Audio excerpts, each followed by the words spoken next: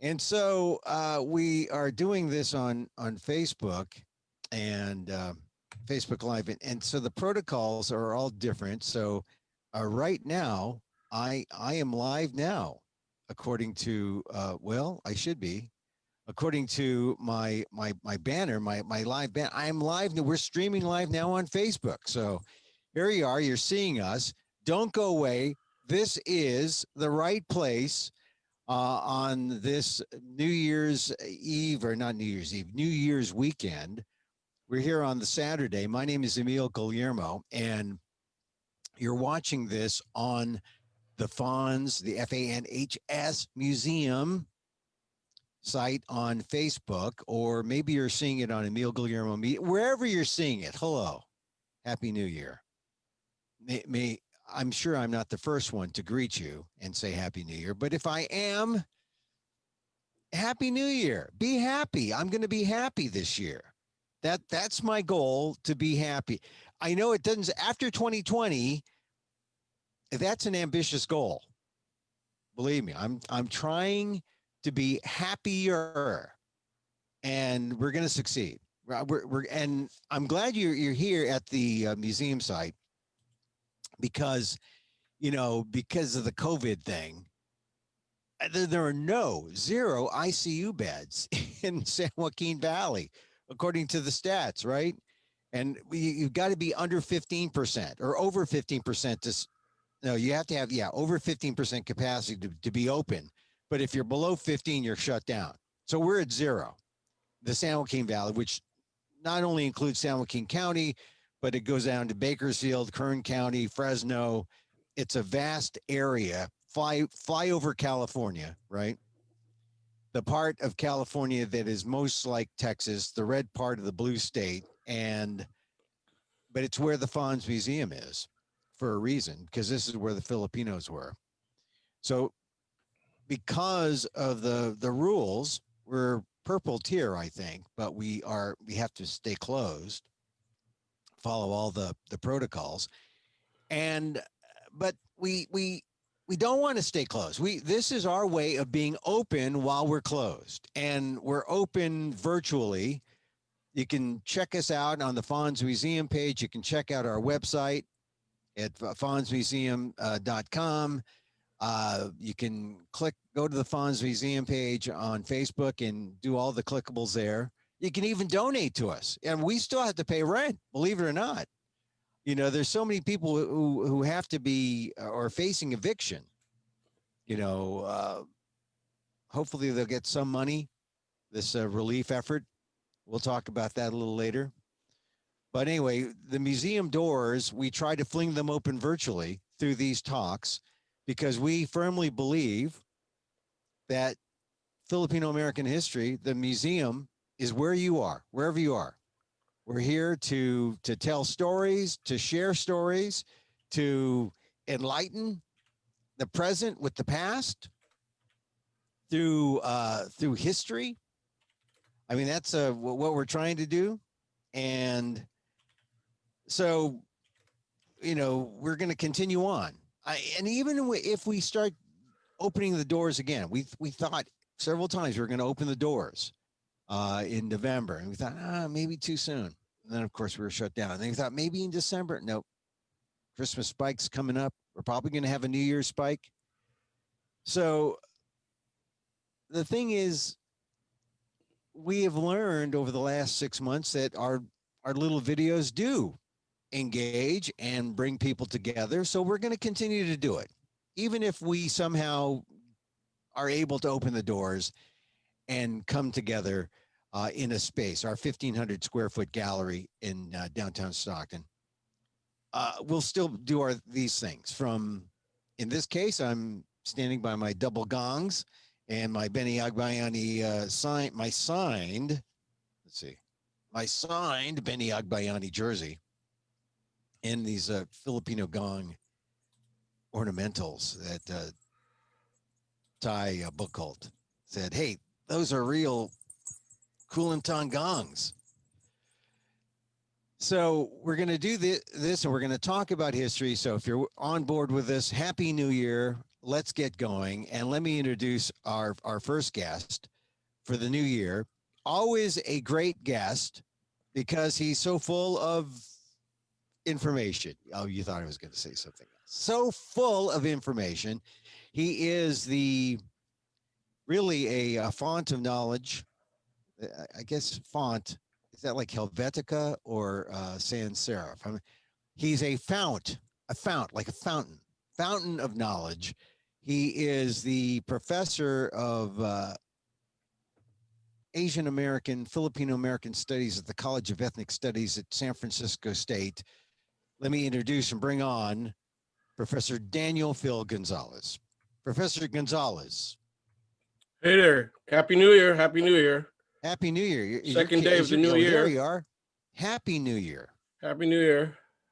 Was it a good New Year for you, Dan? Well, allergies problems.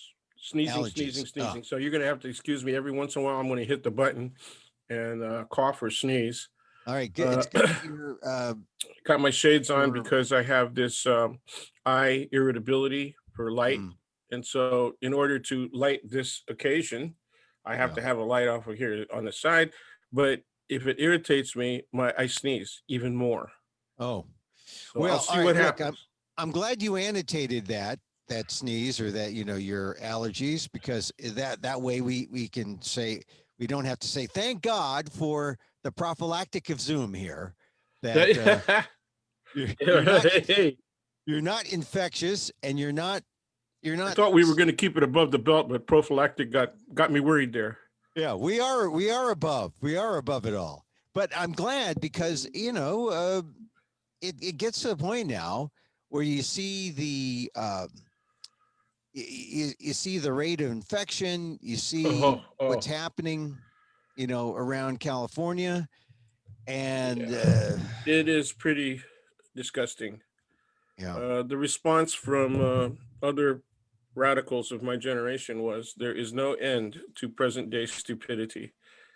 But it's a bad combination. Arrogance and stupidity are a horrible combination, and hopefully 2021 will have a massive reduction of that, at least in federal politics.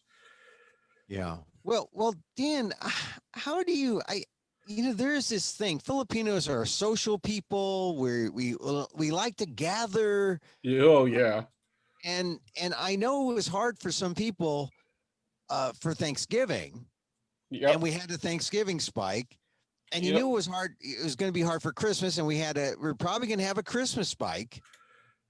And Christmas and New Year's, you got to put those two together. Yeah, we're in the midst of a Christmas spike, and now we had New Year's. And did you have I had a fairly subdued New Year's. We had an absolutely subdued set of holidays. Here comes the sneeze now. Yeah. Okay. But it was worth it to have us. I mean, it's you have to have a subdued New Year. Oh, bless you. Bless you, my son. I learned this in catechism. My last confession was, oh, wait, it is Saturday. Oh, sorry. Mistook you for a priest. How many years? Mistook you for a priest. You got that wonderful beadwork. Yes. From what part of the Philippines? I believe Ty said this is from Kalinga, I think. Yeah, it does look like mountains. It does look like the mountains. And the pattern is one of the mountain groups, and most likely Kalinga. This is from Ty Buckholt, and she was able to get a bunch of these, and she sold and gave away some online, and I was a fortunate purchaser of these. Did she tell you what the meaning of that necklace and the gong with the beadwork hanging? It's part of a fertility rite. So if Kat gets pregnant again, Look, she did not mention fertility. I don't know. I'll have to talk to her about that. Yeah. Anyway, so whatever you do, don't ring the gong. I don't. Okay, I'll remember that. So Dan, once again, I'm glad you had a subdued New Year's. I hope we don't have a New Year's spike. I hope that things get better for all of California and the nation, and especially Filipino Americans who are not just in it as residents, but we're also frontline workers, frontline healthcare providers. And it's bad in Stockton, where a couple of the hospitals had to call on the Department of Defense. Some military folks came in to open up spaces that they didn't have enough manpower to open up, and now they're open up, but we're still at zero. This could have been addressed at the beginning, of course, 7-8 months ago, even before the vaccine issue became an issue, because it got played up by the continuing president. Because and I tweeted sometime around June or July that DPAA should have been used. The deployment of armed forces to assist in the distribution of PPP, right? Protective equipment, Right. PPE rather. And then I stated why this president wouldn't do that. And that's because he was afraid of giving honor and power and authority to the generals. He wants to keep everything to himself. So this is the price that we pay. Now you're going to see a massive movement of National Guard and enlisted troops and officers throughout the country assisting hospitals, and in some instances, private companies, the pharmacies and drugstores, to the combination, grocery drugstores, to try and get people vaccinated. So Right. they should be doing two things at the same time. They should be distributing PPE as well. Right. And it didn't get cranked up. Instead, it was left to private industry, and the most productive person to take care of that is a Chinese American immigrant kid, right, whose parents are well placed in China. So he had a direct connection to Chinese production of PPE, and he's one of the main importers and distributors. It's a really ridiculous situation, and it really shows the inadequacy of the notion that free market capitalism is everything. Dan, the thing is, if you are a conservative, if you are a Republican, generally, and I don't mean to make this partisan, I just am pointing out that people who believe in those philosophies tend to believe in, as you point out, free market capitalism, and people going out there and being entrepreneurial and finding the answer. I'm all for that. I am very much in favor of entrepreneurial activity, but it has to be moral and ethical. And it also has to be honest and legal. And it also has to be the right things, right? I mean, in matters that's where morals and ethics plays. Well, right. In the matters of the public good, in the matters of we need to impact this for everyone fairly and equitably, right? Exactly. It can't be a matter of only the rich get this kind of treatment, which, I guess if we were to look at how when the current president got sick in October, what kind of treatments did he get that were different from an ordinary person who got sick at the same time? And everyone that attended his parties. Yeah, right. Well, he was the super. Right. He was the super spreader, but he was not the super spreader of antidote. The super spreader, especially to his large crowds. Yeah, he had several large rallies, and those states immediately had huge surges. And even in spite of those surges, their Republican governors still refused to put out mask orders and social distancing orders. See, now we talk about this because this is historical. This is, we're talking bad history. There's good history, there's bad history, and we've been making some very bad history. Well, we make the history in the now, and then we suffer the consequences. That's the bad history. There were bad choices made in October, November, in December. Let's hope that bad choices weren't made for New Year's, because, people say, well, what's this have to do with history? This is current events. Well, current events is the history of now, and we'll figure out what it means later when we see the consequences. But the Filipino American community, the point about what we can do as a community, we know that 30% of the community is for the current president.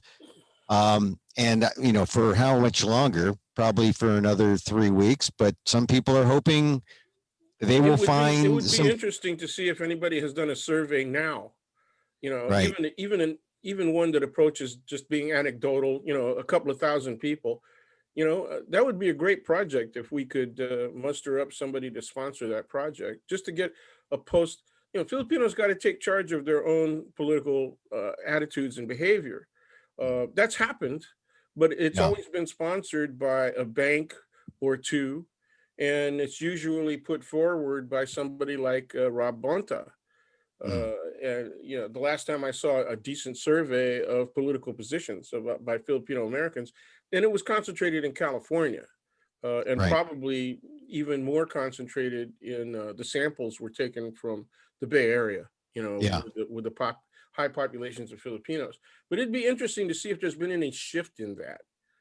Okay, Yeah. if the people are diehard, or if they are somewhat open to Yeah. changing position.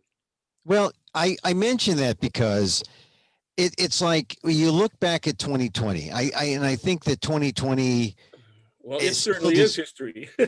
yeah. Well, I think 2020 still deserves some, a retrospective to see, okay, well, wow, maybe we can learn something Yeah, from 2020. absolutely. Maybe we can learn something from the history, the recent history. And every time I asked people, when something happened, and say as soon as the new administration started in 2017, right?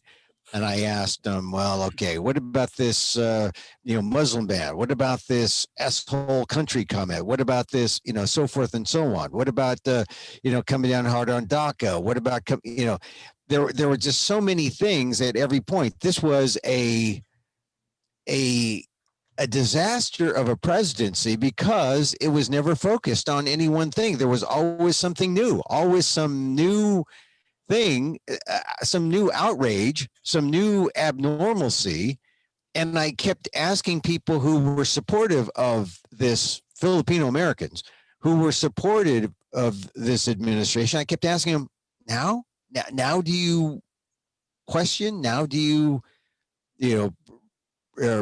preserve your loyalty, or reserve your loyalty, not preserve it, but reserve your loyalty, and are open to other ideas contrary to the current administration? And at each juncture, they held steady. The Filipinos held steady, and to the point where in 2020, at the time of the election, there were about, I would say, still, and it is true with all Asian Americans, 30% of Filipino Americans hung on there. Yep. And I know that since the election and since the cries by the current president of theft and some kind of malfeasance, even though it hasn't been proven in the courts, and there isn't enough evidence to show anything that would overturn the election, the evidence would show that on the electoral college and on the popular vote level that Joe Biden is the president-elect of the United States. Yes. There are still some Filipinos who will not, I'm sure, are still part of that strong 30% who will not abandon this current president to adopt the truth. What does that say? Or number one, do you think that's the case? I know it's somewhat anecdotal here, but what is your reaction to that? Sure. I think there's going to be many. That's why I asked the question. It'd be interesting to see whether or not there's a survey been done, even though it might be anecdotal, of people who are willing to change their minds about supporting this president, and particularly the current minority. I have to emphasize that move by Republicans in both houses, right, to disrupt the process of verifying the state electoral college count, which comes up on the 6th, I guess. Yeah. Yeah. And so it's really a very interesting move, because it seems, on the basis of logic, right, utterly inane. because it's going to lose. And so then the question is, very simply, the secondary question is, why are they doing it? And there's no logical answer that says it's going to keep Trump in office. That's not going to happen. So the answer lies somewhere in the individual interests of these particular members of the House of Representatives and the Senate. Now, we don't want to get into that, but see, that right there is already very historical. The fact that there are these whole series of unconstitutional attempts attempts through the courts to reach unconstitutional conclusions, which have been rejected. I think the count is now 64 or 65 attempts, there are 59 dozens of which have been outright rejected, and the others have been validated only as procedural matters, but not as to the ultimate goal of verifying a high degree of fraud or any fraud or whatsoever. You've got a lieutenant governor of the state of Texas who remember the $1 million thing? Right. I'll put up a reward of $1 million. And so far, the only people that have taken him up on that are the lieutenant governor. I think his name is Fetterman of Pennsylvania, because Pennsylvania is one of the 4 accused states, right? Right. And he said, yeah, I got 3. So give me my money, give me my $3 million. And every single one of the cases of fraud was a Republican voter, right? Yeah. One guy voted for his dead mother and dead mother-in-law, and another guy voted for his Democratic son. Yeah. Well, the instances aren't there, and yet, despite where the truth is, where people can see the truth, they can see how it's playing out. They hold steady. I think another question that you got to ask isn't, when you ask, well, why are they doing this? I think that's right. Well, I think you got to ask. I got an answer for why they're doing it. Well, no, you got to ask, what is the damage to democracy? What is the damage to the long-term damage to trust in democracy, trust in all these institutions, right? The office of the presidency, the legislative branch. If people still harbor these notions that there was theft involved, that's got to degrade people's attitude that their government can be trusted at all, period. And there's already a large percentage of people who distrust government and distrust it so much they want zero or small government. What did Ronald Reagan say? What's his famous quote about government? And he's one of the most popular presidents in the entire history of the United States of America. And he said, the most dangerous words that I can think of are, I am the government, and the most dangerous 9 words I can think of are, I am the government and I am here to help you. Okay. And that got cheered. Okay. So there's one of the most popular presidents ever, particularly the most popular Republican president ever. Right. And what does he do? He coined a phrase, right, that the Republicans today don't want to cite, right, because it validates the fact that they are following through on distrust of government. So now they're in a totally ridiculous position of saying, well, especially those guys from the states where they're challenging the electoral count, they're saying, well, the votes that occurred for me are legitimate. It's the votes that occurred for the other guys that are not legitimate, right? I mean, you can't, if they're going to question the whole state's process, then they're even questioning the results that came out in their favor. That's the idiocy at the bottom line of all of this. And the original question is, why are people still holding on? And the answer is because they're obstinate. They want to hold on. They don't care. They don't give a rat's patoot about the truth. They ignore it. They dismiss it. And that's dangerous, but it's real. That is real in our community. Okay? The thing about Washington and politics. It's real in everybody's community. Yeah. But the thing about politics, you realize that for it to work, people have to come to some kind of agreement ultimately and compromise and realize that, okay, we lost. They have to be civil. They have to come to terms and agree that, okay, you lost. Let's move forward. We're a government. we carry on. Yeah. And when people come to Washington at first, and then when people observe this, they wonder why. No, we're going to fight tooth and nail. We're going to wreck everything. People wonder why it isn't more combative.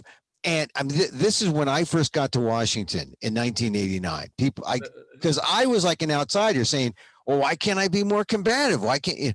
And I realized that if you're combative, the system doesn't work. if you and that to some degree, the Democrats and the Republicans, at least those in Washington, are together for a reason. They are mutually involved in this thing called government and national politics, and they carry on, right? And with the contradictions, they carry on with the what some people say is hypocrisy, right? Okay, but so government, you're saying that government operates despite those contradictions and the hypocrisy. I like that. The thing is, it carries on in a manner that doesn't resolve the reason for the real conflicts. Okay, Yeah. the underlying reasons for the real conflicts. And somebody said today on one of the morning news shows, the cable news shows, that we have that the Republican Party particularly, but there are Democrats who do this as well, but not en masse. Okay, the Republican Party particularly has moved away from principles, standing principles, and instead to rank quest for holding power. That's it. So it's become completely Machiavellian, right? Yeah. Well, so I got to ask the question: how many Filipinos have read The Prince? Well, look. Well, Prince. Yeah. Well, I mean, Prince. Mean the guy who did Purple Rain? Well, him too. Him too. No, I know you're talking about a different Prince. The people were claiming he was Filipino. Yeah, I know. Hey, look, I don't know. Maybe Machiavelli had high heels. I don't know. He probably did. But look.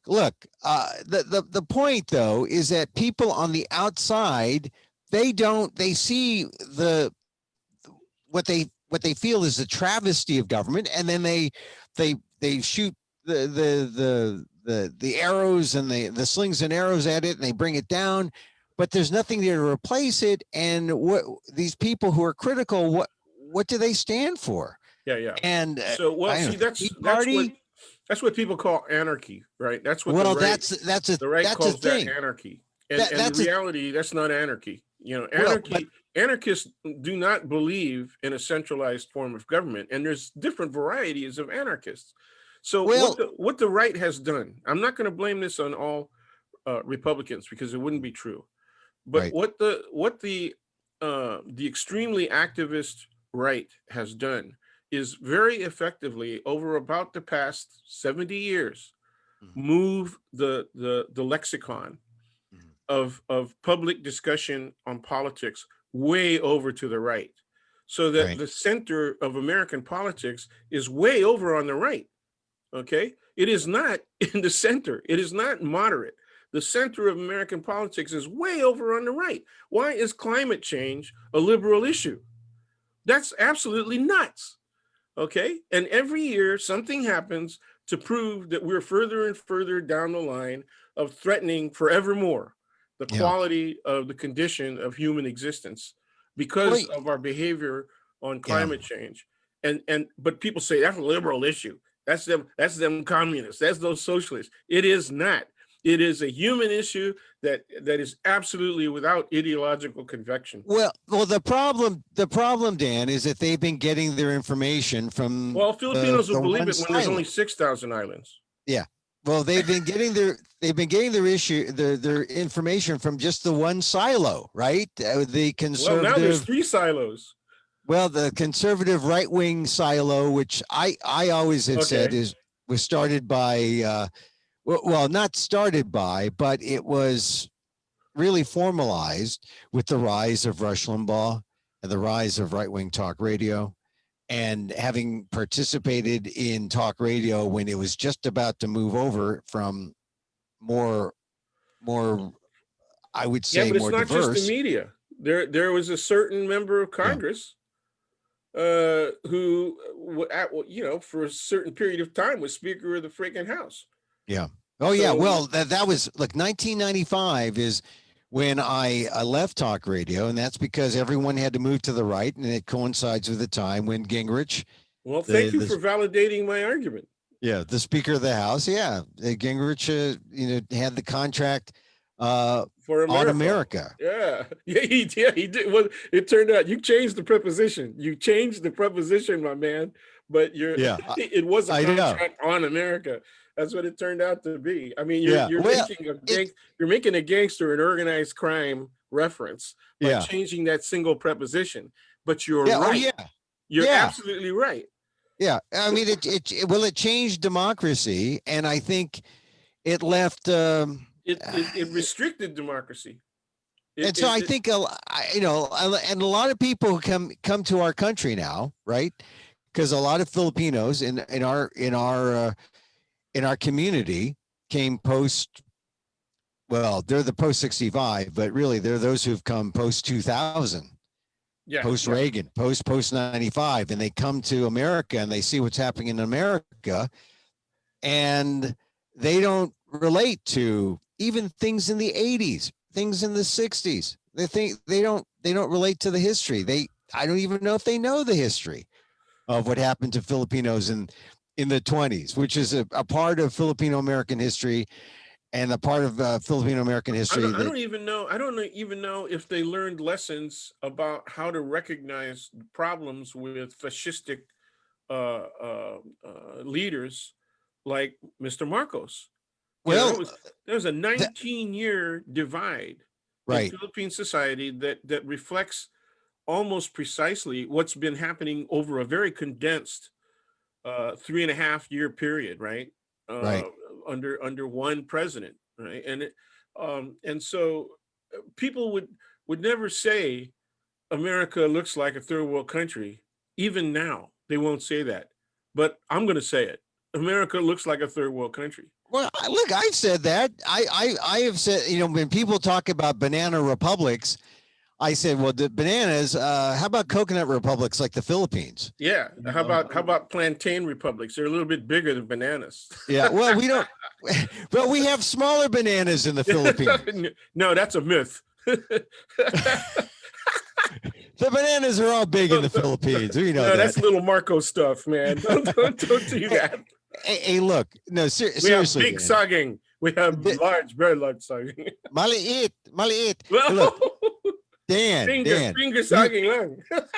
Dan, you bring up something. You bring up an important point. Oh no. That if we're 66% immigration or immigrant, our community, yeah, that a lot of the people who come on to become American or to get their green cards, and they've come maybe here because they had to wait, right? They might have applied in the 80s. They weren't able to come. 17, 18 years. Depends on the family condition, So, and they might be listening to this saying, oh, what kind of history is this? I mean, I know there are people who recently immigrated and they come to the FANHS Museum and they wonder, wow, I didn't know anything about the 20s or the 30s that the Filipinos had to endure this kind of thing. Or that, how about this? The Filipinos had to be part of World War II, Corregidor, That's Bataan. really big. That's really huge. They just don't understand World War II. But then you look at Americans. What do Americans know about World War II now? Which is the sad thing, right? Yeah, That the actual living, the people who lived through World War II are dying out. The greatest generation. Past. Yeah. So including our dads, right? So so it means that the point of all this is, if we knew a little bit more about our history, if we knew, we'd be able to appreciate and maybe make better decisions. Yeah, but it's not just knowing it; it's accepting it. That's the other problem. That's knowing it is more than half of the issue. We can't be ignorant about our own history. You also have to accept it. And by that, I mean, you have to look at history, get an accurate understanding of the facts, and accept good or bad. And there's always heroes and there's always, hellions. And the hellions are often in Filipino American history more powerful than the heroes. I'll give you an example. Pablo Manlapit, right? Oh, yeah. leftist. Pablo Manlapit. I mean, it's glad that you mentioned Manlapit because, Pablo Manlapit. Sorry. Go ahead. Okay, Pablo Pablo Manlapit. Manlapit. Okay, lawyer from the Philippines, union organizer, FLU, Right. Filipino Labor Union. Right. Unfortunate acronym. Filipinos do that all the time, though. So we got a love for acronyms, acronyms. Anyway, Pablo Manlapit, and then on the other side was Hilario Camino Moncado. Okay. Oh yeah. And Moncado was the founder of one of the biggest national organizations of Filipinos. It was the organization of the Filipino Association of Labor. No, Filipino. Oh man, I'm blanking. Filipino American Association or something like that. FAA. Moncado. I have to. Well, we'll look it up. Yeah, I'm gonna look at it. Wow, I'm blowing it. Sorry. That's all right. That's all right. We're human. But he was the only non-white member of the Philippine Commission, which was not a federal or congressional commission. It started out as a California commission because California had the most concentrated population of Filipinos in the early 1930s, and during the period of our immigration continued during the period of the Great Depression.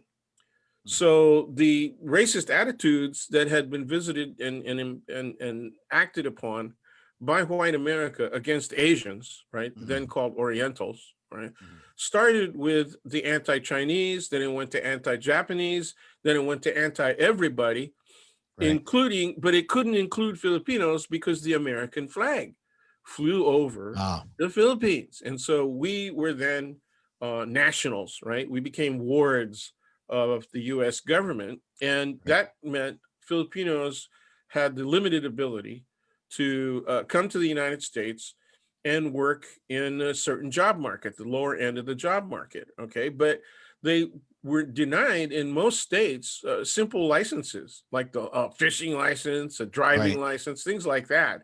And they couldn't get married. In California, they couldn't marry white women, okay? And there were at least 27 states that had outright bans against Asians marrying white women. There were more states, I think over 30, that had outright bans against any kind of white marriage with any kind of non-white group. And they had them listed.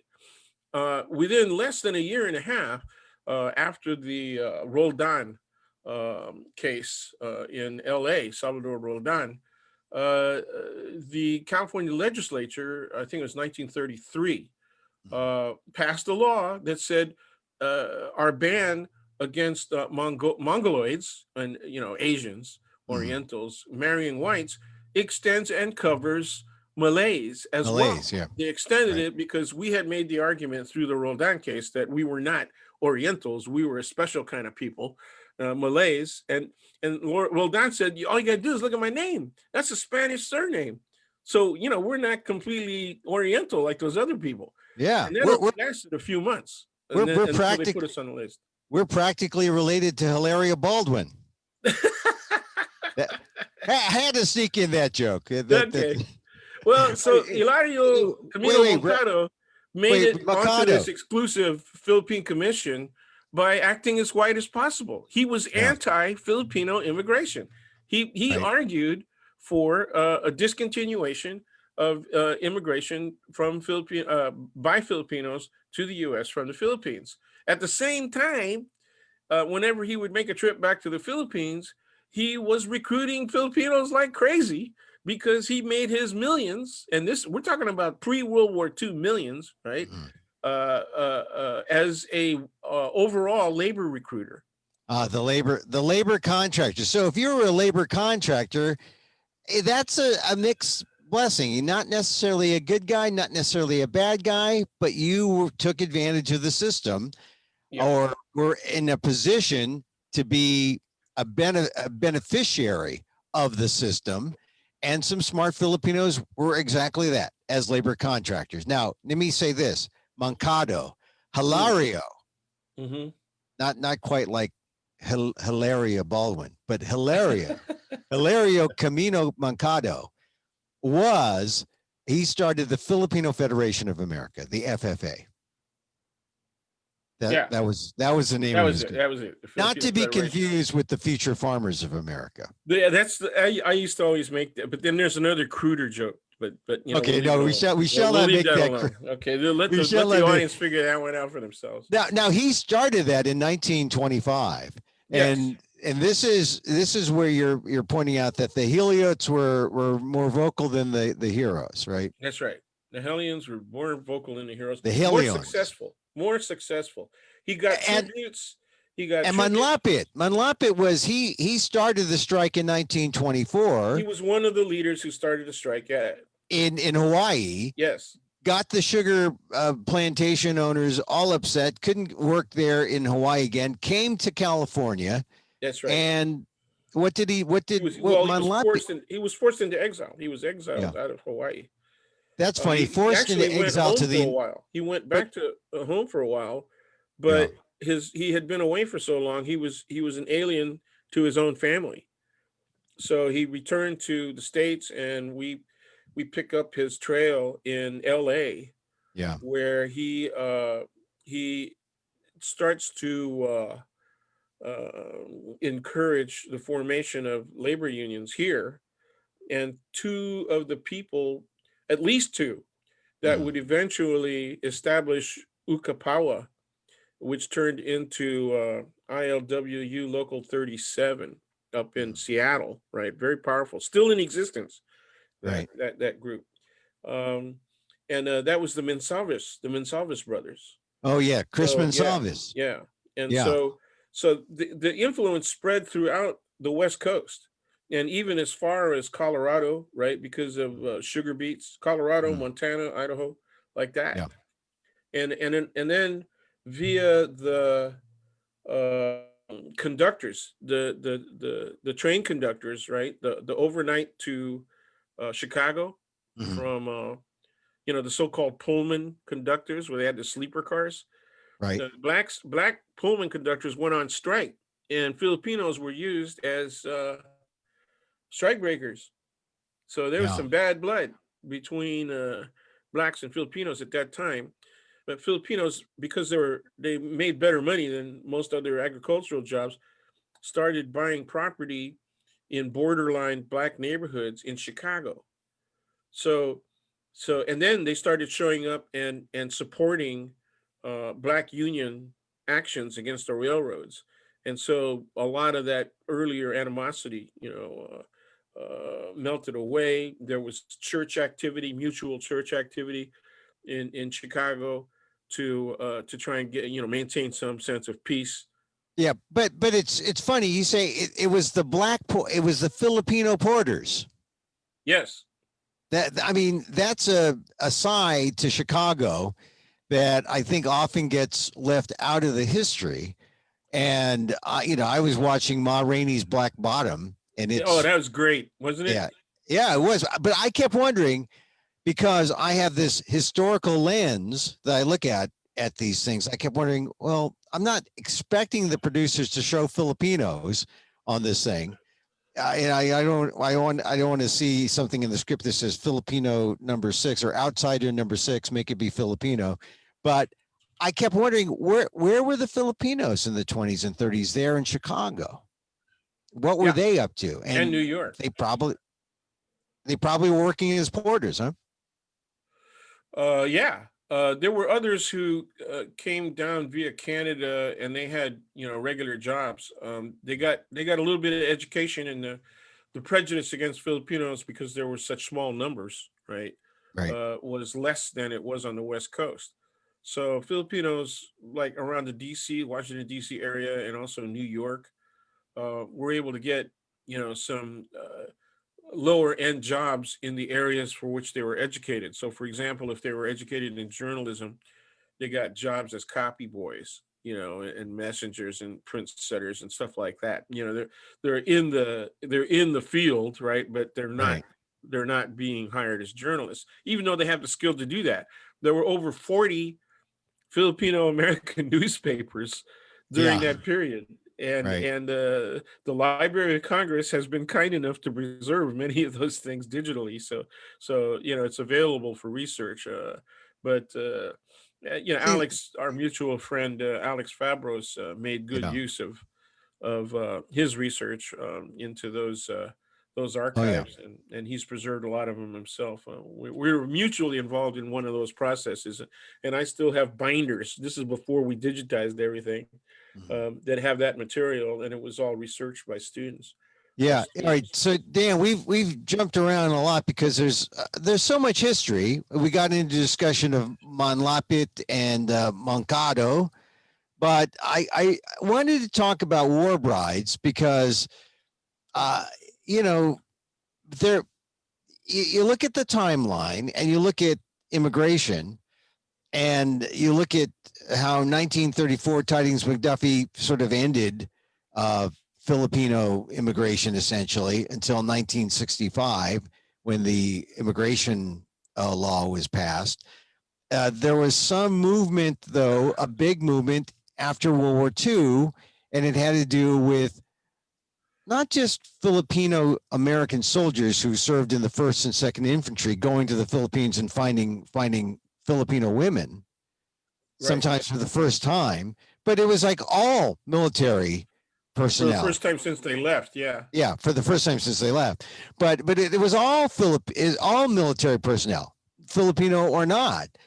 They were looking for, if they were lucky enough to find a bride in Manila, they were able to take her back under the special legislation that was set up for war brides. And that was a much larger, or had a much larger impact on immigration than a lot of people realize. Yeah. I mean, they And weren't it had technically immigrant. They weren't technically immigrants that's right. They because didn't of the get counted as. legislation. That's It right. was a special circumstance, but there were almost 56,000 Filipino war brides. Yes. Yes. Uh, and a lot of them were not married to Filipinos, Right. because I don't know what the Navy count is. That's one of my projects that I've left unfinished. But the count for the 1st and 2nd regiments is over 8,000 Filipino men, the majority of whom did go back and marry somebody, the slim majority. So even if you divide that in half and say that only 4,000 of the men married a Filipino woman at the time and eventually brought them to the U.S., Mhm. that's still two people there, right? So it doubled the number of Filipinos that were half of the regiments, and then they had kids, and many of the families were supernumerary, right? They didn't have two, they didn't have three, they had 4 and 5 kids. I'm an exception, my parents only had me. My mother had a problem birthing one younger than me, and it didn't come to full term, unfortunately. And so they stopped trying to have any more kids. But my wife Linda, who you know quite well, Mhm. um, comes from a family of 5, Mhm. and her father was in the 1st regiment. Okay, so and he went back to his original hometown. So you can tell he had this in mind. when he, and Yeah. and uh, and he went back and married Linda's mom. Mhm. Uh, and so that scene was repeated thousands of times, right, Right. in the Right. Philippines, and that's only counting the Filipino men. Yeah, Right. there were many more thousands, right, Mhm. of marriages to white and black sometimes, and Latino sometimes, but mostly white men. And so there was this whole mestizo generation that was going to be born right alongside us, who were born to both Filipino parents, right? We're both parents are Right. Filipino. And then there was also a lot of us that were Ilocano and Bisayan, right? Mhm. Because our fathers were part of the Ilocano group that erroneously are referred to because they claim, Isu Dati Imuna, we're the first guys to get here. And they weren't really. The largest group before Ilocanos became supernumerary, this is again in the 30s, right? Were Bisayan. Okay, and so the Bisayans really didn't like, being dismissed, although they were outnumbered, right, by the outbreak of the Second World War. So the Ilocanos end up being part of the invasion, both first wave and second wave, the so-called, mopping up group, which was the first and second regiment, right? Mostly first regiment. And Right. the spies came out of the second regiment most of the time. The guys that landed by submarine and all that on the east coast of both Luzon and Leyte, Samar. And so those guys were, a lot of them were Ilocano, and they ended up in Visayan areas, right? And so when the second group, the mop-up group came through, they were present for longer periods of time, right, in the same geographic areas, and they actually also set up the PICAOs, right, the civil affairs units, the Philippine civil affairs units, and those also were populated by first and second regiment personnel, military personnel. So they were sitting there and helping to rebuild, right, civil government in the immediate post-war period, as soon as they took control of those areas and the Japanese retreated. So that's how my father and mother met, and that's how a whole lot of Ilocano fathers met Visayan women. Yeah, and that story. So the mixed race, you're a mixed race or mixed ethnic Ilocano Visayan. Yeah, and I'm not mixed. I'm just confused. Yeah, well, and I'm right, and I'm mixed race Tagalog Ilocano. Right on. So that's how the mixtures of Philippine our relative ethnicities, or Philippine ethnicities got together. It was part of the program, part of the It's part of it's an effect. It's a World War II effect. It's absolutely a World War II effect. Right. There's and nothing so, incidental about it. But I was just surprised that, all right, you just mentioned how the Filipinos who were in the part of the first and second, how they were there, they stayed, they populated different parts of the island during their service, how they had the opportunity to meet Filipino women, and for the first time, because most of them came out of a bachelor society in America. Absolutely. Those who were in America, right, and then they joined the first and second to go to the Philippines. That was like the first time they saw young Filipino women. In many ways, because the amount of sexual jealousy and tension that was in the Filipino American community because of the lack of Filipino women and the imbalance in the male to female ratio. Oh, you mean men are actually going to fight over that stuff? They're actually going to resort to violence over women? We are not cockfighters for nothing. Keep it above the belt, dude. No, we're good. We're good. Roosters. I got my roosters. Okay. Roosters, that's like 2 syllables when one will do. Yeah. So tell me about when Filipino men see women, young Filipino women for the first time. It was love at first sight for some of them. It was it was the purpose of the war. I like to think of it as lust and then love, But anyway, that's okay. I mean, we got to talk to you got to talk to you're not going to bring up their romances, right? My parents are, kind of interesting, but well, I'm just saying, quick. The women who married quickly, right? Those are the women that other Filipino women call war brides. So well, the term officially, war bride, yeah, the term war brides is not looked at either. It is looked at by, I would say, a strong minority at the least of Filipino women who did in fact get married as a result of World War II experiences, right? World War II circumstances.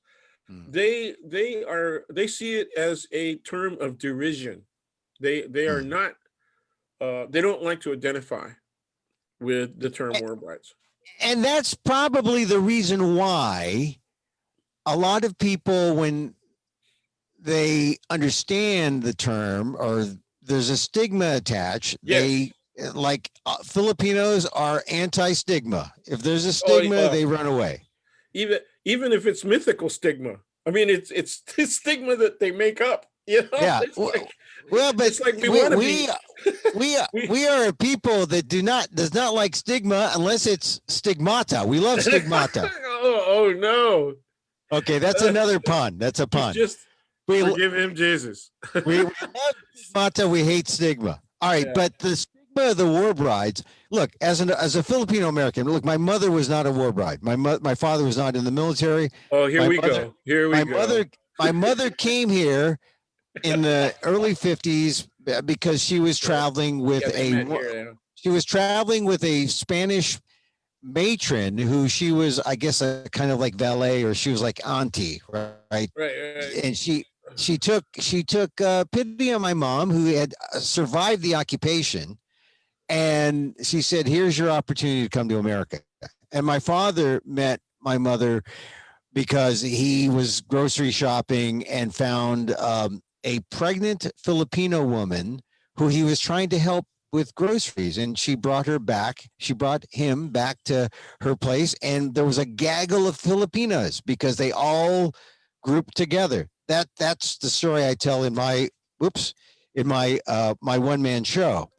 But I'm telling you, I mean, I'm thinking geese already. You know, I mean, you yeah. gotta, Well, you gotta clean that up. I did not see the negativity of War Bride until I started asking gaggle? some people. Yeah. Well, I started and gaggle. well, I started That's strike hearing two. people say, "Oh, it was a subject to avoid." Well, is it still a subject to avoid, or has it's Well, but changed? most And of we're those folks talking about it Most now. of them have passed away. So people, the reason I keep making a big deal out of it is because I want people to have an accurate and complete understanding of their attitudes. You know, that stuff is important, right? The way history is done, you know, generally speaking, and you're officially a historian, right? Well, By degree, and yeah, by so degree, yeah. and by Harvard as well, you know. Yeah. So that Well, so the white people, even the elite white people have to acknowledge your degree. You can wave it in their face. Yeah. You know? So, all right, but why is it? I mean, all right, we talk about it historically, but it must have been. Was it a feminist movement also to acknowledge the fact that these women were so important in this unspoken wave of immigration that that did happen between the 30s and the 60s? Hey, because of the world, because of the war. I think your term unspoken is an excellent choice of words. Okay. And there's two reasons why. One, the women's role in the war generally is not well told.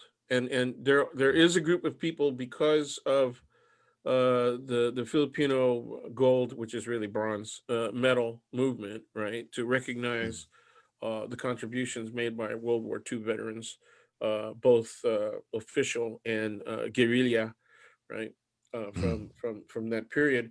They are now also looking at the fact that the women's role has not been well presented in history. Right. So I'm also helping with that, you know. But Yeah. but the other thing is that in my course I put a major emphasis on these marriages because they created the second generation, the Filipino second generation, and that Filipino. And I'm not just doing this to honk my own horn. I'm looking honk it, my brother. Well, see, I'm looking at this as a major acceleration in the development of the Filipino American community. That again, the women who may or may not be considered war brides contributed to, and that is also hidden. There's a lot of emphasis put on the three fraternal organizations, right? Caballeros de Dimasalang, Legionarios del Trabajo, and GO, Gran Oriente, right? And that's true. That's true. Right. But they also had women's auxiliaries. Right. And very frequently, they weren't just doing culture shows, teaching people to dance, bringing traditional food, with them and all that, or, playing music, teaching their kids how to play music, because a lot of them were musicians themselves. They were also very political, sometimes more political than the men themselves. Okay. And so it was women at home yelling at their husbands, or coaxing them or doing whatever they had to do to get them to take certain issues seriously if they weren't doing that. And it's really obvious when you do. That's the beauty of doing oral histories, like some of the stuff that you and I have both done, right? So it's too bad nobody pays us for it, but it's cool, Well, look, I mean, what you're saying is so true, because I remember growing up, and look, number one, first of all, I think it's great that you're talking about this, not necessarily to toot your own horn in terms of I call it an American Filipino-ness, right? We are Filipino. Both our parents are Filipino. Yeah, we're Filipino, no doubt about it. No doubt about it. But we're born in America. So we are, I used the term in a column a few years back, American Filipino, not to flip Filipino American, but people know Filipino American to be both. But I think people need to know that if you're American born Filipino, an ABF or an American Filipino, nothing wrong with that. But there's a lot of American born Filipinos who don't have a way into the culture besides their mom and dad, or their mom or their dad, or their half. And they don't have a way in. They don't have anyone telling the story of the American born or the Filipino second generation. And thus the birth of FANHS. I mean, that's exactly right. Thus the birth. They were the lucky ones, right? Fred Cordova, Dorothy Cordova. They were the lucky ones who were born in the first wave, and they call themselves the bridge. Peter Jamera, Luna Jamera. They call themselves the bridge generation. But what about? See, there are others who were part of this second generation, of Asian American. But my father was part of the first. He came in the 20s. That's right. Was able to start a family till the 50s. We are not the bridge generation. We're kind of like the overpass or the underpass. I'm not sure. We're off on the side of the road, but we should be part of a mainstream sense of a Filipino American community. And now we've got to talk about it now, because we've got a new generation of people who don't even understand the 60s or the 70s. There are many bridges. And many bridges. There are segments of the community that constitute what you call an overpass or whatever, or an underpass. Yeah. In the Philippines, it's a flyover. In the Philippines, it's a flyover. Because you're either your father's Filipino and your mother's not. Your mother's Filipino, your father's not, or it's a war, or it's in the case of in my case. I went out of focus there. Sorry, that just means I'm thinking too many thoughts. It's funny, but I, as a young Filipino American born here, I saw Filipino women take over those organizations for the men, and the men were all from World War II, or they were from military. I have one aunt. My aunt was my auntie Lori Guillermo. She was, she's the mom of my late cousin Paul, my late cousin Ted, my cousins Shirley and Kathy. Their father was worked as actually a merchant marine, but big money. Very rapid rise into the middle class. Very rapid rise. And she was able to stay at home. Well, but the thing about my Auntie Lori is that she got involved with the community, There it and is.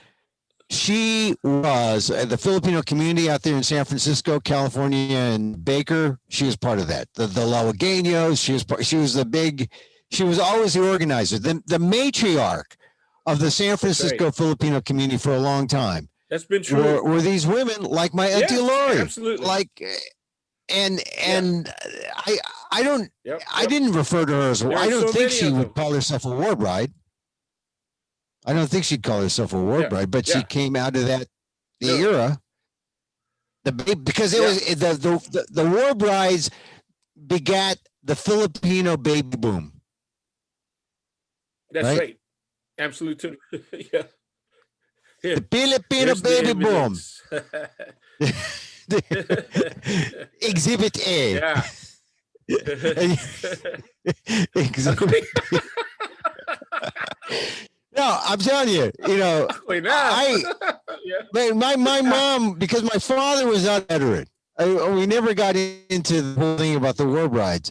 And I always thought war brides, I kept thinking of mail order brides. And I think that's just part of the stigma, right? Oh, That geez. the stigma is, I want to slap you know, you that- now. I want to slap you. well, part of the stigma is that these Here's my virtual women, slap. part of the stigma is that these women were, like you said, it was lust than love, but it was, I mean, it's not, it wasn't in the best of them. They weren't arranged marriages. They were That's legit true. marriages. And I, as I What the hell do does more that mean? research, find out more about the war brides, I honor them. I Yeah. honor them as Yeah, right. the force in the Filipino American community that they are. Yeah.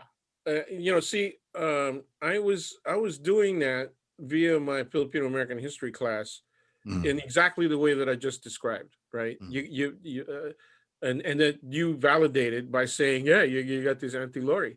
And there were lots of women like that. And it was really obvious, they were the best organizers. They did everything. They were the ones who were making decisions on where the kids went to school and stuff. Right. Yeah. And, Yeah. so the dads were definitely, breadwinners and all that. No, the dads got the participation trophy, and the moms.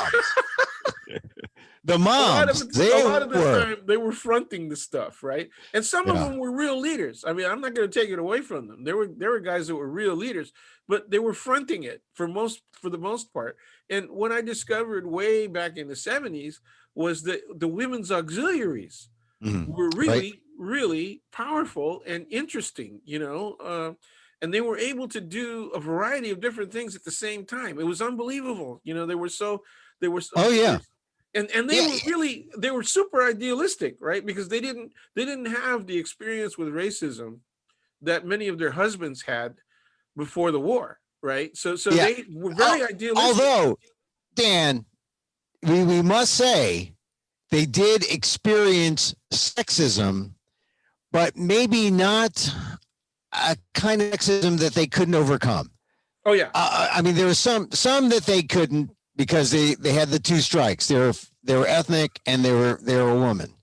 I'm not denying that. That was a hard wall to climb. But boy, within the Filipino American community, you talk about immigrant ethnic with accent. Right. But within the Filipino American community, they were strong. They were outspoken. They were the rock.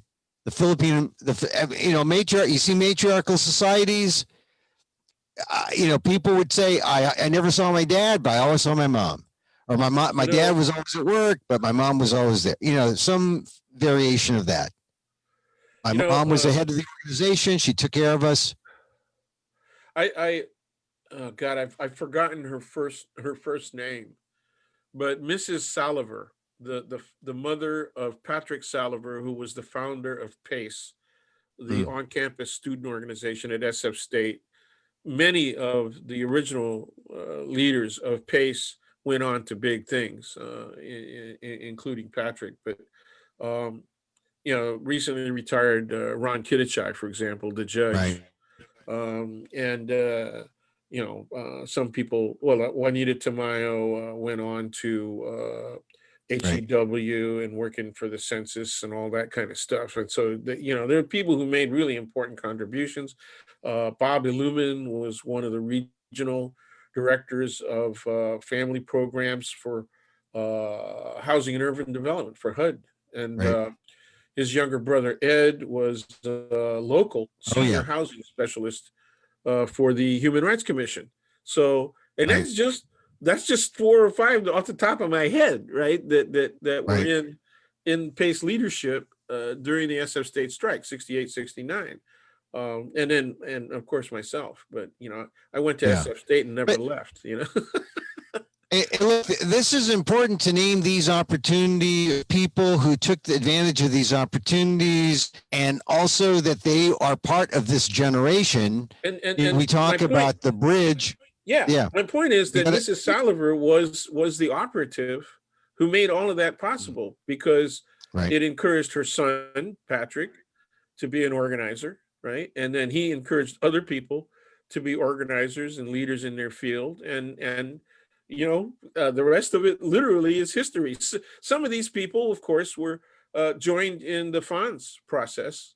And I was questioning it. I said, "Oh no, not another attempt to start another organization. And, it'll go off like fireworks for about 5 minutes and then fade, right?" And that was the history of my personal experience with Filipinos. It came up with great ideas. You know what? There's a word for it in Tagalog, ningaskogon. Have you ever heard of that? Ningaskogon. Nina Skogod. Ningas, Ningas, Ningas Kogon, Cogon. Kogon is the tall grass, and Ningas is a contraction of burning. Right, it's on fire. So Ningas Kogon is a flash fire, and when people look at the establishment of a new organization, and if it fades after a few months or a year or two, right, they call it Ningas Kogon. Is a flash fire. For a while, it was burning bright, and then when the smoke clears, it's just ash. And I've seen that too often. Even though at that time, in the late 70s, I was probably just barely 30 years old, and so Yeah. I had 10 years of frustration in trying to organize. Excuse me. Hey, bless you. Well, Thank you. the fire keeps burning, and we'll keep the fire burning here at FANHS. Yeah. Well, I went to Stockton because a guy that would become a full professor in his own right eventually, Danilo T. Begonia, right, was also part of that process.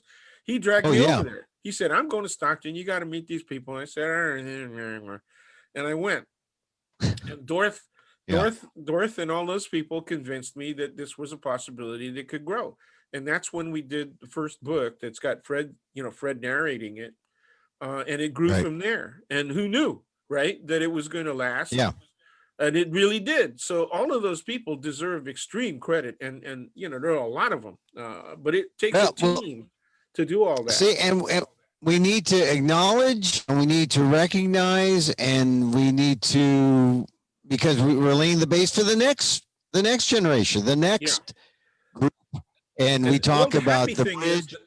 The happy thing is that you have succeeded, and I think you and Dylan are accelerating this process of getting more of the youth really interested and committed, right, to telling the story more fully, right, and as they enter the job market, to contribute to the institution, to maintain and even make it prosper.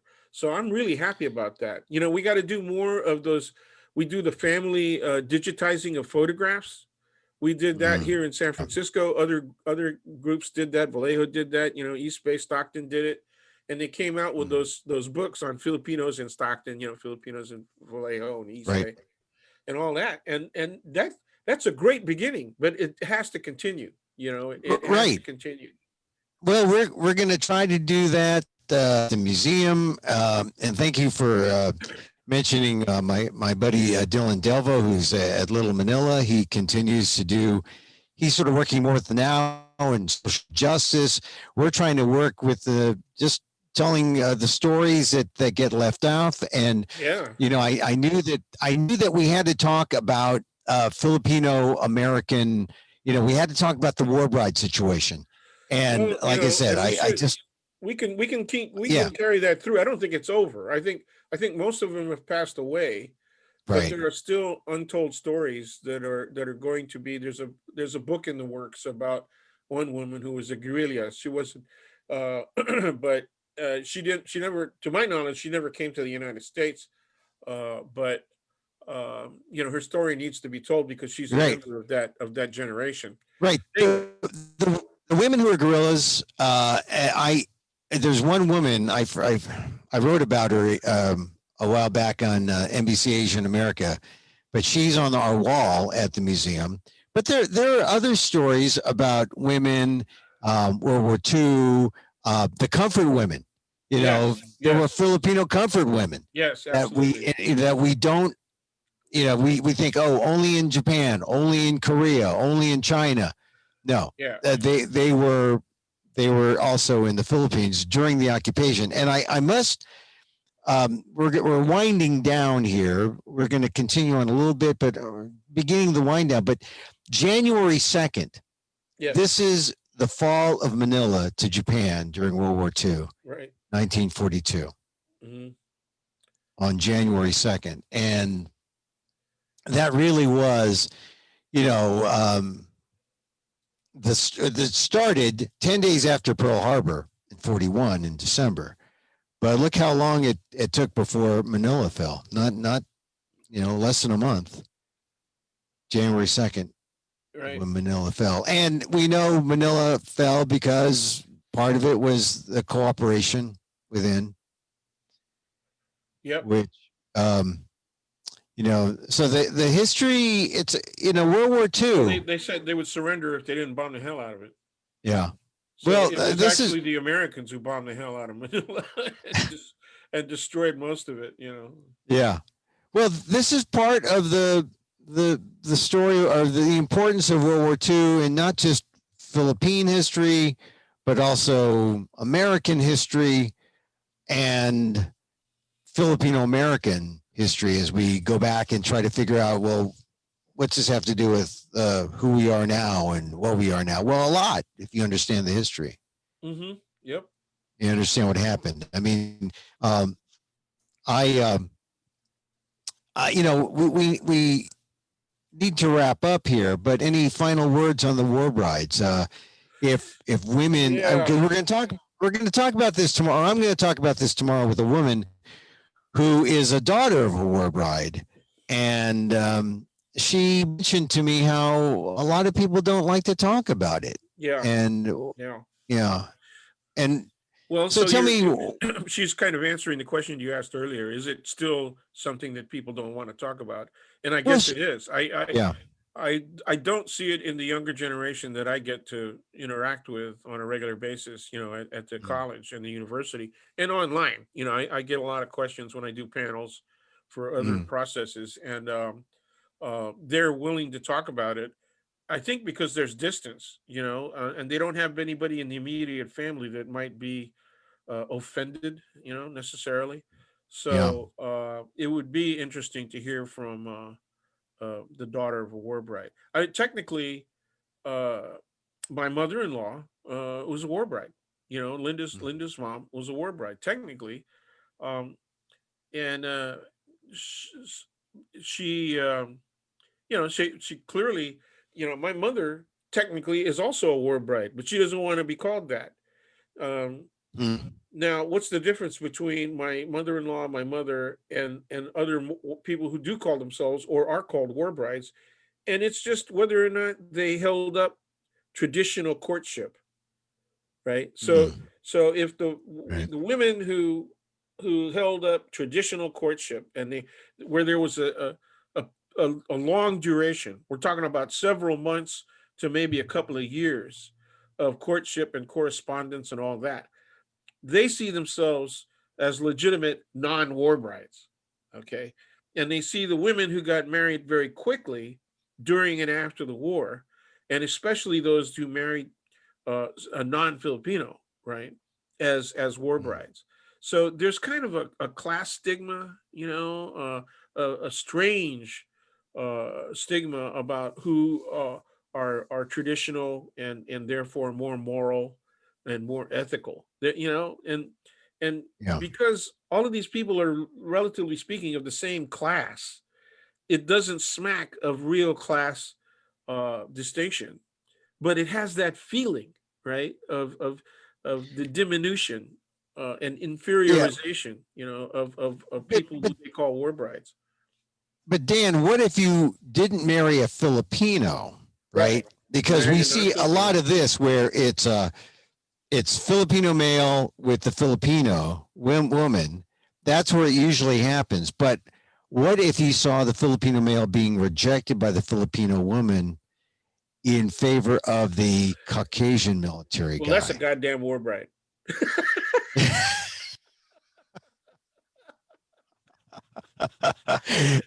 Okay, Hence, joke lang, huh? Like Bibiro, that's a joke. Yeah, but there's truth to that, right? There's truth to that. She well, was hence there's being a stigma, or she blew away. She blew off her fucking allegiance. Oops, I'm sorry. Her effing allegiance to Filipino-ness by marrying out. You know, she gave in. She inferiorized herself. She subordinated herself. That's I'm just being honest. That's well, the I mean, attitude that I saw is that among a lot of Pinays. A lot of Pinays, man, were down on that. They you know what? They would say silly things like this. If a Filipino married a white woman, even before the war, they would say mm, things like the stupidest thing I ever heard them say was, "What self-respecting white woman would marry?" Would marry? They're putting down both the woman and the Filipinos at the same time. You know, I mean, oh, it's a it's dual, a you know, double-edged inferiorization, sword. and they're engaging in it. Yeah, Yeah. yeah, silly. Yeah, but even as a child, I could see, you know, the fact that they were completely unaware of the Mm. hypocrisy and the self, you know, denigration that they were engaging in, right? It just confused the hell out of me. You know, I thought, what, you know, and this is the reason All I right. became a professor, is to try and understand what that is. You know, what is So, that? Dan, what you're saying is the Filipino women who married a, white male military, person, that provided cover. They had Yeah, yeah, a Caucasian name. Uh, yeah. their Well, kids. Their, okay. If you're gonna go there, then you got to look at the fruits of the Korean War, because oh, the U.S., the two biggest bases operated by mm, the United States in the world outside of the continental and territorial United States were in the Philippines, right? Clark right, Air right. Base and Subic Bay, right? Civic. So naval base. So there it is. And so all throughout the Korean War, right? And which really wasn't a war, Korean conflict, and the Vietnam War, which really wasn't a war. Neither of those were declared wars by Congress. Okay, those bases existed, and those are only two, and they're the big bases, and there probably were as many as 20, right, during the Right. Vietnam War in the Philippines. They were just smaller bases, you know, they were just different locations. But you know, people don't even look at Mactan, right? Mactan Island, my first Oh visit yeah. there, it was an Air Force base, and they were flying B-52 sorties and bombing Vietnam from there, you know. It was Yeah. 65, So you're saying congratulations. that you're saying beyond World War II, it just Yeah, kept going. The whole idea yeah. of the war bride situation. Yes, yes, Yeah. because But they but just but weren't. They the war bride legislation that allowed for 56,000 Filipino yes, women that to was come to specific to America. World War II. Yeah, Yeah. that was specific to World. Now there was also the East Coast phenomenon, right? Mhm. Which is Americans bringing back women from England, you know, Right. France, Germany, you know, like that. Yeah. Italy a little bit. They Yeah, could have married Filipinos, they could have. but in the Navy, I mean, there, there's like Filipinos on the there ship, are, yeah. but probably a Oh, very you want to hear micro, what micro. Italian Filipino? Yeah, you don't want to hear what Italian Filipinos from New York call themselves? Wapapinos. Right. One guy got away with Wapapinos. using that term. Wapapinos. That is not cool, man. That is not cool. That's Wapapinos. yeah. Okay. Yeah, Hey, that's listen, like, Dan. Look. I've used cockapinos before oh my to God. describe my kid. Oh, To ouch. describe my kids. Oh So no. hey, listen, Dan. It's always I call them good to flights. talk to you. Filipino Yeah. whites. Flights. Yeah. Filipino whites. Flights. White flight.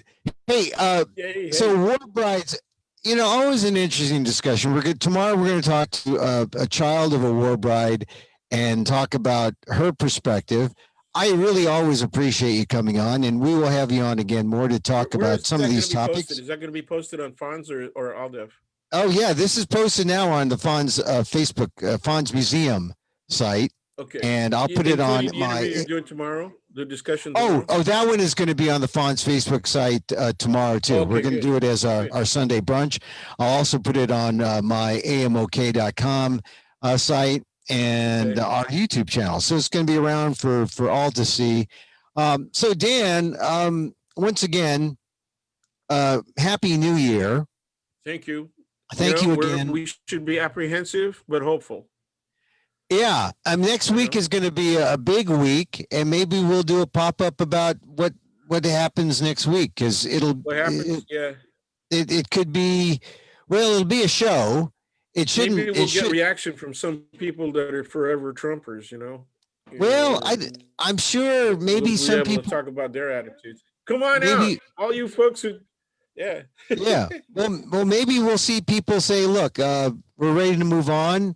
It's America." I think historically the Filipino American response it's important to us as a community. Yeah. I mean, it's not important.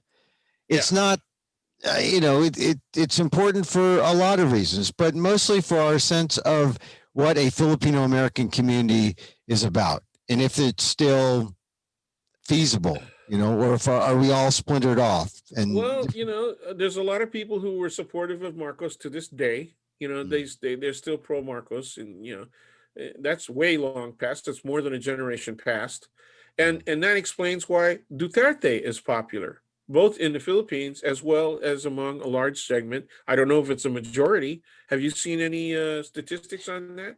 I still think that he's very popular. I think Filipino Americans. Yeah. Okay. Yeah. Well, it's funny. I don't know about Filipino American. I know about there. Here. Yeah. Oh, there. He's definitely popular. Yeah. Here he's popular, and I think that it's okay to like him from afar, because you're afar. Because that's not. I think I think a lot of people like him because, hey, he's over there. We don't have to understand what judicial means. We don't have to understand human rights from an American perspective. We should. Yeah, but it has an effect, it has an effect. I've noticed, that his popularity is, at least among recent immigrants, is probably real. Okay. So the question is, why are they coming over? I mean, if they like the guy so much, are the conditions still so bad that they would prefer to experiment with their futures by coming here? Because it is an experiment, Hey, look, it's just like Moncado, right? You were talking about Moncado going back and recruiting, and throwing money in the air, and what he really wanted to be was the president of the Philippines. Right. This is part of the conflict of the of Filipinos who can straddle the fence, right? And yep. They could be heroes and villains wherever they want at the same time. So I don't know. I guess Duterte can do well. He has more control. He's beaten out Trump in terms of being an authoritarian, because has he beaten out Marcos? Has he beaten out Marcos? Duterte? Yeah. I think he has learned from Marcos. to not be as authoritarian as Marcos, it helps the longevity. I think. I think that's my impression. I mean, who is coming up that people say there's the guy? He's the next guy or next woman. Next, you know. It is a woman. Who? Yeah. But who is? Are people pointing to the successor? Yeah. Yeah. But I don't know if she's going to make it or not. See, that's the thing. I don't want to curse her by naming her outright, but you know, I will not. We'll get into that in another thing. And that's also, you know, more Philippine politics. We don't really want to get too much in that only in terms of how it affects us as Filipino Americans, as in our Filipino American community. I think though it does absolutely, and it does. It does impact how we see ourselves and how we see ourselves in the world. And I think that you asked this question: why do Filipinos still come to America? Well, they've got relatives here. Number one, number two, generations of relatives, and number two, it's almost like if you're a jet-setting Filipino who can afford to come to America, who can afford the wait in line and then come here, why would you not want to leave at least temporarily? Yeah. The Philippines. For the most part, for adults, that line is really long. It's almost 20 years, you know. But so there's a hell of a lot of frustration in the meantime. But you can while you wait in line, you age, and it's almost like winning the lottery. I don't suppose they have a lottery in the Philippines, but I mean, well, they got local ones. No, I meant in terms of immigration. Oh. Yeah, I mean, you got to wait in line. It's not like 5-10 years ago when there was a lottery and people came over from Eastern Europe and places. But no, you apply in the 80s, maybe you'll get here by 2000. You apply in 2010, maybe you'll be here by 2030 when America is good again. Yeah, it's going to take about that long, I think. You know, if people who think that we're going to be able to fix this in 2, 3, or 4 years, you know, come on, man, you got to. We got to. Well, besides all the trouble with our political and physical infrastructure, we've got to work on dealing with the virus first. We've got to deal with that. That's it right there. Until we deal with that, that's job number one. I'm here. I'm a Filipino in the closet. Hey, well, in so many ways. Yeah. I got my double gongs. I'm ready. Hey, listen, Dan, Professor Daniel Phil Gonzales, thank you very much again. Hey, thank you. It's always a pleasure and honor because of your sharp wit. Oh, thank you. Your predisposition to accurate historical analysis. Oh, thank you. Just your profoundly charismatic personality. Thank you, Dan. I am not. All right, Dan. Until next time. But we'll be in touch. We'll have you back soon, real soon. Peace Thank you, power. Thank you, Dan. All right. There goes Daniel Phil Gonzales. He's going to turn his camera off, and he'll get the title credit. See, if you turn your camera off, you'll get people will see the Daniel Phil come up. But it's my thing is you can't just go to the Zoom thing and I am going there now. Here we go. See you later. All right, there's Daniel Phil. Thank you, Daniel Phil. Really, we are just honored to be able to have a guy like Dan come on and talk to you about things like the War Brides situation. I'm trying to get Alex Fabros to come back on. He keeps saying I don't know, kind of has an excuse. I love Alex too. He was the one who showed me how Filipinos rode the rails using 2 chairs at the FANHS Museum. Once again, we do this every Saturday and Sunday because we can't do it in the museum because we're closed because of COVID. I hope you've enjoyed this program on War Brides. Back again tomorrow for the Sunday brunch. We'll talk more about War Brides. If you have any questions, put them in the chat box. I'll answer them afterwards because of my setup. I can't get to them, simultaneously, but I'll answer them tomorrow on our program with our guest. Happy New Year. Thank you. thank you for being part of this at the, at the FANHS Museum. We're going at it. We're going to try to get it together for 2021. And we've been closed for 9 months, but hopefully we'll get a handle on this and we'll be open again soon. So you can visit us in person, physically, at our 1,500 square foot gallery in downtown Stockton. In the meantime, check out our videos on our FANHS Museum Facebook page, also on our FANHS YouTube page. If you're watching us not live now, hey, like us, do something, do a thumb, or because that's how Facebook sort of determines, oh, we'll give them a few extra minutes here. Just, put a response or put a note, and I'll like it back or I'll respond back. But please like and respond. Subscribe to our YouTube channel if you see us there, and send us a note. You can send me a note personally at emilamok@gmail.com. That's emilamok@gmail.com. emilamok@gmail.com. You can also leave a message in the chat. So that's it. I hope you've enjoyed this episode. It was fun bringing this to you. Lots happening. Like if you look at the Filipino American history calendar, January 2nd, 1942, that's when Manila fell. Lots happening. That's a little this week in Filipino American history nugget. But we'll talk about War Brides again tomorrow. All right. So that's it. As my late and lamented, my good friend, the Stockton scholar, Don Boholana Mabalan, might have said, she did say, in all her emails to me, she always said, Mahals and Salamat.